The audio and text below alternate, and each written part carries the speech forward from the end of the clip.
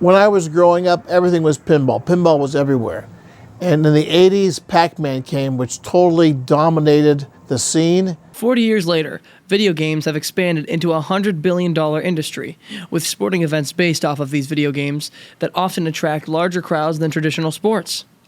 Esports have come a long way in the last couple of years, especially in high schools and colleges, so it is important to notice the possible benefits or downsides of it.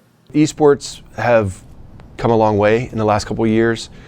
We've seen it grow in high schools to the point where I'm getting phone calls almost all the time on other campuses or other high schools wanting to get involved.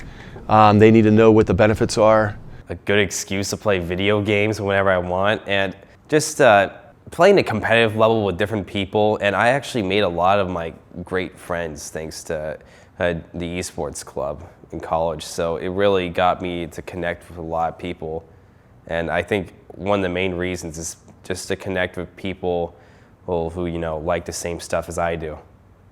I enjoy playing video games with my son, so that gives us our time, to release and enjoy weekends. I just started at a young age playing video games, and I've been playing ever since. Like I said, my first console was a GameCube, and then the collection just kept on growing. Critics of video games have linked the rise of school shootings to violent games with a societal increase in violence by teens and young adults, the general target audience for video games, so their usefulness has come into question.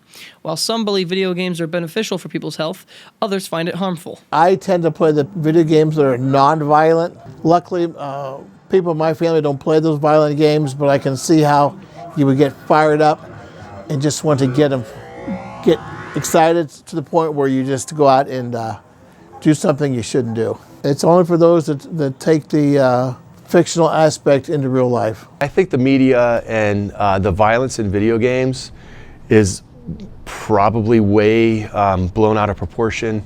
They have to do a lot more research than just say that that's what's causing someone to become the way they are violent. Video games, I believe, have nothing to do with it.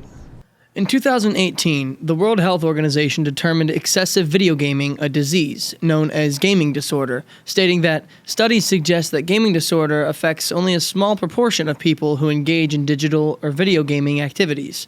However, people who partake in gaming should be alert to the amount of time they spend on gaming activities, particularly when it is to the exclusion of other daily activities.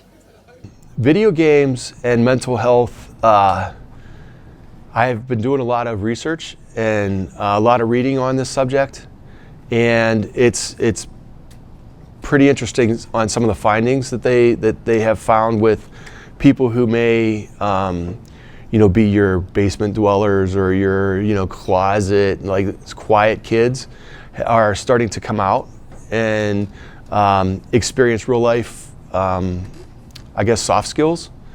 And it's interesting to see when they compete against each other that they actually are becoming more social.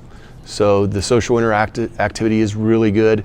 And like I said, the soft skills are really strong as far as meeting new people and getting out in society.